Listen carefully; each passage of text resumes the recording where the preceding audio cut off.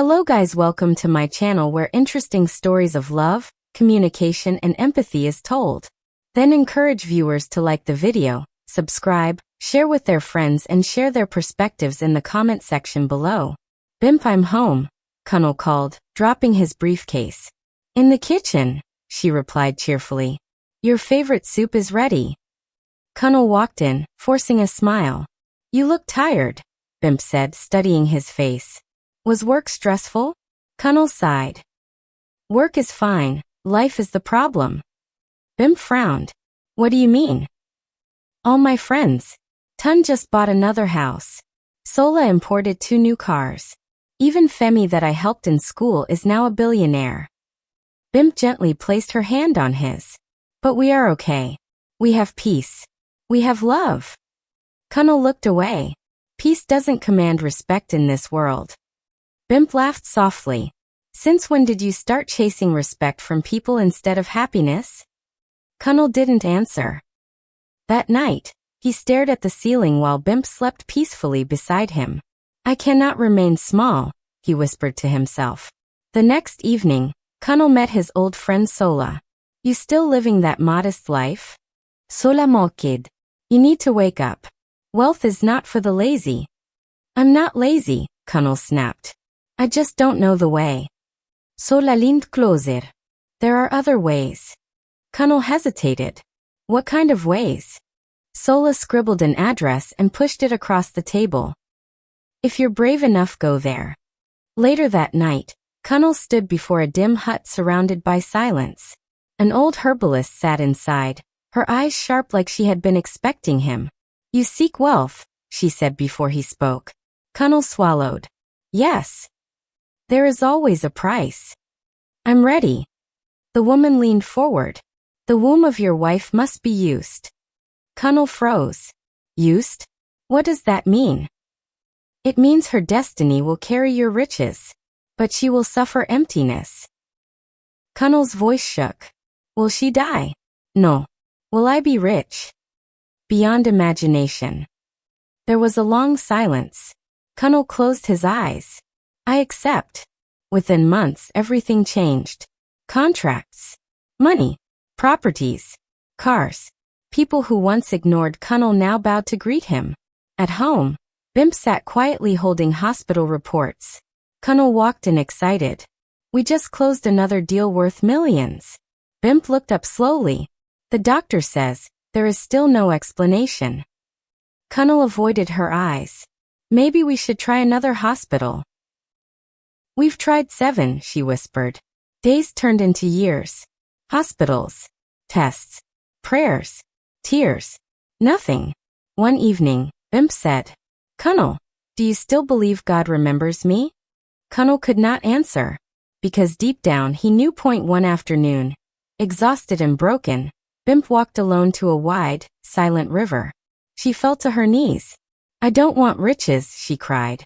I don't want a mansion. I just want to be called mother. The wind suddenly rose. The river began to ripple. A soft voice echoed. Daughter. Bimp looked around, trembling. Who is there? I have seen your tears. A radiant presence formed over the water. Your womb was stolen. But heaven restores what man destroys. Bimp collapsed in fear. Have mercy. You shall carry life. The wind stopped. The river became calm again. Weeks later, Bimp ran into the house shaking. Kunal. Kunal. What happened? He asked. The doctor said I'm pregnant.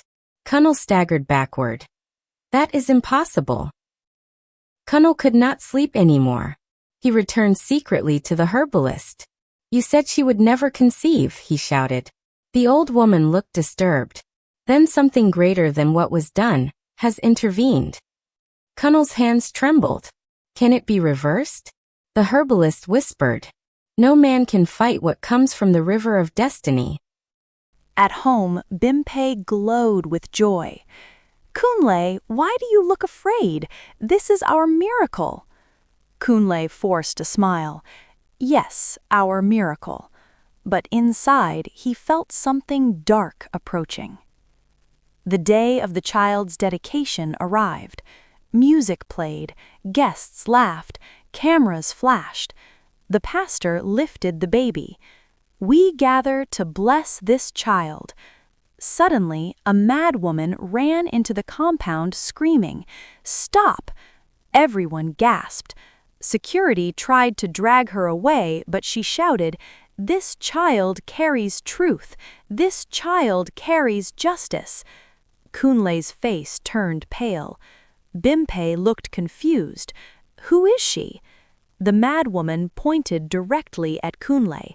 "You traded your wife's womb for gold." The crowd fell silent.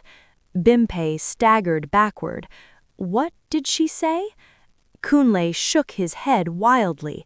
"She's mad, don't listen."